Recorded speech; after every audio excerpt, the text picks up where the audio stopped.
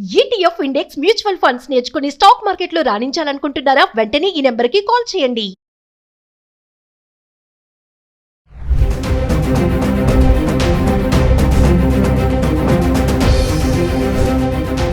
Hi hello నమస్తే, welcome back to Suman TV. ప్రస్తుతం మనతో పాటు ఉన్నారు అడ్వకేట్ డాక్టర్ సాల్మన్ రాజ్ గారు. సార్తో మాట్లాడండి. నమస్తే సార్.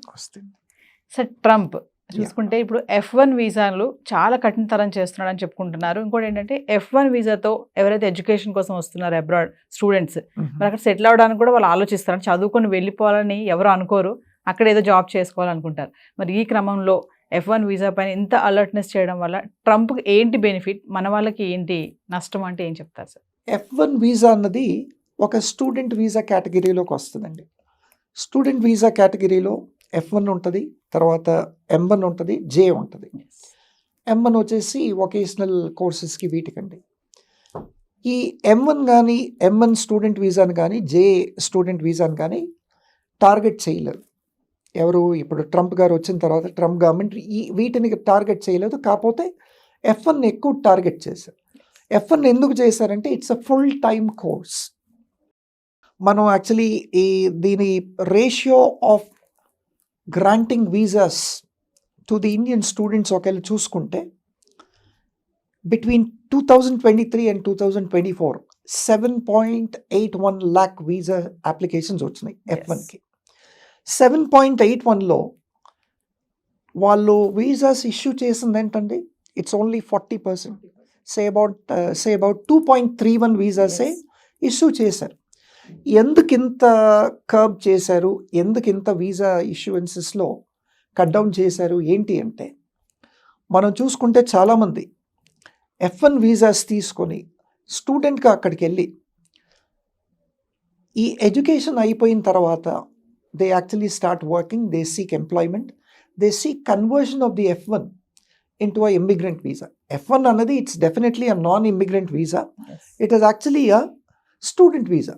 స్టూడెంట్ వీసాకి వెళ్ళి మీరు ఒక 2 years కోర్స్ తీసుకొని యుఎస్కి వెళ్ళిన తర్వాత ఈ 2 years కోర్స్ అయిపోయిన తర్వాత చదువుకొని మీ డిగ్రీ తీసుకొని మళ్ళీ మీ దేశాలకు రావాలి. కానీ మన వాళ్ళు ఏం చేస్తున్నారు, 2 years కోర్స్ తీసుకొని చదివిన తర్వాత కోర్స్ అయిపోయిన తర్వాత కూడా యుఎస్ను వదలకుండా మళ్ళీ వేరే కోర్సెస్ కావాలని చెప్పి అప్లై చేసి అట్లా ఒక 5 years కంటిన్యూస్గా ఉండేసి 5 years తర్వాత ఈ వేరియస్ డిగ్రీస్ తీసుకున్నాక then they are actually converting for migration. వాళ్ళు ఇమిగ్రెంట్స్ అవ్వాలి అక్కడని చెప్పి దే ఆర్ అప్లైయింగ్ అండి. సో ఈ ప్రాక్టీస్ని పూర్తిగా తగ్గించాలి, ఈ ప్రాక్టీస్ని పూర్తిగా ఎరాడికేట్ చేయాలి. కాబట్టి ట్రంప్ గవర్నమెంట్ వచ్చిన తర్వాత ఈ F1 వీసాస్ మీద చాలా స్ట్రిక్ట్ ఇంప్లిమెంటేషన్ జరిగిందండి. దీనివల్ల డెఫినెట్గా మన ఇండియన్ స్టూడెంట్స్కి నష్టమే. జెన్యూన్గా ఇక్కడ నుంచి వెళ్ళి యుఎస్లో చదువుకొని ఇండియాకు వచ్చేసి టాప్ కంపెనీస్లో జాయిన్ అవ్వాలి అని అనుకుంటే ఇటువంటి వారికి డెఫినెట్లీ ఈ పర్టికులర్ ట్రంప్ గవర్నమెంట్ చేసిన మూవ్ చాలా చాలా నష్టం అండి. మన జెన్యూన్గా చదువుకోవాల్సిన స్టూడెంట్స్, జెన్యూన్గా ఎడ్యుకేషన్ పొంది జెన్యూన్గా ఫారిన్ డిగ్రీస్ పొంది రావాలనుకున్న వారికి మాత్రం ఇది చాలా నష్టం అండి. వీరు నష్టపోవటం వల్ల స్టూడెంట్సే నష్టపోవటం కాదు, ఇక్కడ మన దేశం కూడా నష్టపోతుందండి. So this is very very important and this is actually a very drastic move taken by the Trump government only to eradicate these illegal sorts of conversion of a student visa into an immigrant visa. For this sole reason, for this sole purpose, it is reduced to 2.31 lakhs last year. అంటే sir, ఇప్పుడు F1 వీసాని non immigrant visa అనొచ్చు అంటారా? F1 visa డెఫినెట్గా, ఇప్పుడు F1 visa ఏంటి, ఒక student category visa. ఒక student category visa దేనికి ఇస్తున్నారు, మీరు అమెరికాకి వెళ్ళి అక్కడ నుండి చదువుకున్నాక మీ వీసా, మీ ఎడ్యుకేషన్ అయిపోయిన తర్వాత మీరు వచ్చేయాలి.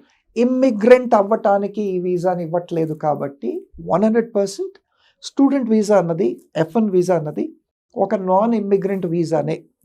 ఇందాక మనం చెప్పుకున్నట్టు ఈ నాన్ ఇమ్మిగ్రెంట్ వీసాని వేరియస్ కోర్సెస్ తీసుకొని 5 years అట్లా ఎక్స్టెండ్ చేసుకొని 5 years తర్వాత వీటిని ఇమ్మిగ్రెంట్ వీసా కింద కన్వర్షన్కి, because I stayed for so long, I've been in the US for so long, I have resided in the US for so long అని చెప్పి ఆ స్టేని ఆ రెసిడెన్షియల్ పర్మిట్స్ తీసుకొని వాటిని చూపించి they're trying to actually convert it అండి. So it's a non immigrant visa, but through unfair means and unfair practices they are trying to convert into immigrant visas. అంటే sir మన పిల్లలు చదువుకోవడం కోసం వెళ్ళి అక్కడ చదివేసుకుని తిరిగి రాకుండా సెటిల్ అవ్వడానికి చూస్తున్నారు. సో ఇది ఇంకా కుదరదు అని చెప్పేసి ట్రంప్ ఇలాంటి నిర్ణయాలు డెఫినెట్ దానికోసమే తీసుకున్నారండి. ఎస్, ఇవి అన్ఫేర్ ప్రాక్టీసెస్. ఇప్పుడు డెఫినెట్లీ ఇప్పుడు అది యాక్చువల్లీ ఇల్లీగల్ ఏం కాదు, మన పిల్లలంతా కూడా చేసేది ఇల్లీగల్ ఏం కాదు. కాకపోతే they call it as an unfair practices and unfair means of conversion of immigrant non-immigrant visas into immigrant visas. ఇలాంటి నిర్ణయాలు తీసుకోవడానికి మీరు అన్నట్టుగా అబ్రాడ్ వెళ్ళి చదువుకోవాలి, కొంచెం పై చదువులు చదువుకోవాలనుకున్న స్టూడెంట్స్కి ఇది కొంచెం ఎదురు దెబ్బే అనుకోవచ్చు అంటారా? తప్పకుండా ఎదురు దెబ్బే అండి, ఎందుకంటే వాళ్ళకున్న ప్రాస్పెక్ట్స్ అన్నీ కూడా దెబ్బతింటున్నాయి. ఇప్పుడు మంచి తెలివి ఉన్న స్టూడెంట్స్ ఉన్నారు, విజ్డమ్ ఉంది, నాలెడ్జ్ ఉంది, వీళ్ళ దగ్గర డబ్బు ఉంది, వీళ్ళు ఆశపడుతున్నారు వేరే దేశాలకు వెళ్ళి ఒక మంచి పట్టాన్ని ఒక మంచి డిగ్రీని సంపాదించుకొని వచ్చి ఇక్కడికి వచ్చి మంచి పొజిషన్లో ఉద్యోగాలు చేసుకోవాలి అన్న ఆలోచన కలిగిన వారికి ఈ అన్ఫేర్ మీన్స్ అన్ఫేర్ ప్రాక్టీసెస్ వల్ల ఈ వీసాస్ కర్బ్ అవుతున్నాయి. కాబట్టి వీళ్ళు కూడా ఆ కేటగిరీలోనే చూస్తారు. వీళ్ళ ఇంటెన్షన్స్ ఏంటి, ఎందుకు అప్లై చేశారు, ఎందుకు వెళ్ళాలనుకుంటున్నారు అన్నది కాదు అక్కడ వీసా కౌన్సిలర్ నిర్ధారించేది. కాబట్టి జెన్యున్గా వెళ్ళి చదువుకోవాల్సిన వారికి కూడా ఇది ఇట్స్ అ గ్రేట్ లాస్ అండి. అమెరికన్స్కి డెఫినెట్లీ బెనిఫిట్. ఫారిన్ స్టూడెంట్స్ అంతా కూడా రెడ్యూస్ అవుతుంటే వాళ్ళ ఇన్ఫ్లో తగ్గితే అక్కడ వారికి ప్రాస్పెక్ట్స్ ఎక్కువ. కాకపోతే దీనివల్ల అమెరికా దేశానికి లాస్ ఎట్లా అంటే వాళ్ళకి స్టూడెంట్స్ వల్ల వచ్చే రెవెన్యూ తగ్గిపోతుంది.